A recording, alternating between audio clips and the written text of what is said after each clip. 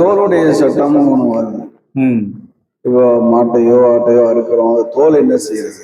குர்பானி தோலை அந்த கொடுத்த நபர் அதை பதப்படுத்தி என்ன செய்யலாம், அவர் பயன்படுத்தலாம், அனுமதி இருக்கு. அல்லது ஏழைகளுக்கு கொடுக்கலாம், அல்லது மருசாக்களுக்கு என்ன செய்யலாம், ஓதக்கூடிய ஏழை மாணவர்களுக்காக கொடுக்கலாம், மஸ்ஜிதுக்கும் கொடுக்கலாம். ஆனா மஸ்ஜிதுக்கு கொடுக்கும் போது சில நிபந்தனைகள் இருக்கு. அந்த குர்பானி தோல்ல விற்று வரக்கூடிய பணத்தை மஸ்ஜிதுடைய பராமரிப்பு செலவுக்கோ அங்கு பணி செய்யக்கூடிய இமாம் அதின்களுடைய ஹதியாக்களுக்கு அதை பயன்படுத்தக்கூடாது. அப்ப அதை எப்படி பயன்படுத்துறது? பள்ளிவாசலுக்கு தோலை கொடுத்தா அந்த பணத்தை முசாஃபிர்களுக்கு, யாசகம் கேட்டு வரக்கூடிய முசாஃபிர்களுக்கு கொடுக்கணும். அல்லது அந்த மஹல்லாவுல ஏழைகளாக தேவையுள்ள மக்களுக்கு மட்டும்தான் அந்த பணத்தை என்ன செய்யணும், செலவு செய்யணும். பள்ளிக்கு குர்பானி தோலை கொடுக்கும் போது இந்த சட்டங்களை ஃபாலோ பண்ணணும். அது ஒரு பொது செலவுக்கு பயன்படுத்தக்கூடாது. அதே மாதிரி ஆடு அறுக்கிறவங்க அதை கூலியா கொடுக்க கூடாது. இறைச்சியையோ அல்லது தோலையோ கூலியாக கொடுக்க கூடாது. ஆட்டு இறைச்சியை விற்கவும் கூடாது. அதே மாதிரி ஒரு தோலை விற்க கூடாது. ஒருத்தர் தோலை தான் பயன்படுத்துறோம் நம்ம சொன்னோம், ஆனா அதை விற்கலாமா? ஒருத்தர் வெத்துட்டாரு, இப்ப என்ன செய்யறதுன்னா இப்ப அந்த பணத்தை தர்மம் பண்ணிடணும். அதை அவர் பயன்படுத்துறதுக்கு அனுமதி இல்லை. ஆட்டினுடைய தோல் முழுக்க முழுக்க தர்மம் தான். ஆமா, தர்மம் தான் மெயினா.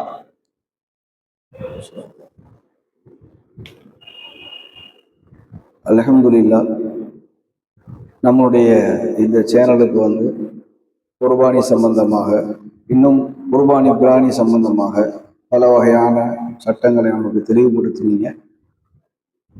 இதன் மூலமாக நமக்கு ஒரு நிறைய சந்தேகங்கள் தெளிவாக இருக்கு. பார்க்கக்கூடியவங்க ஏன்னா நிறைய பேர் இந்த கேள்விகளை ஏற்கனவே கேட்டிருக்கிறாங்க, சில பேர் இப்போதும் கேட்டிருக்கிறாங்க.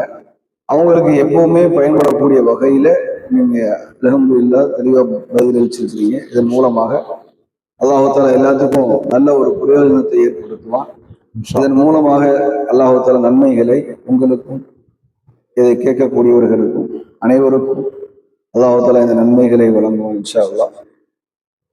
நாங்க பதிலளிச்சதுக்காக உங்களுக்காக நம்ம சேனலின் சார்பாக ஜஸாக்குமுல்லாஹு கைரன் கசீரன் ஃபித்தாரை. ஆமீன்.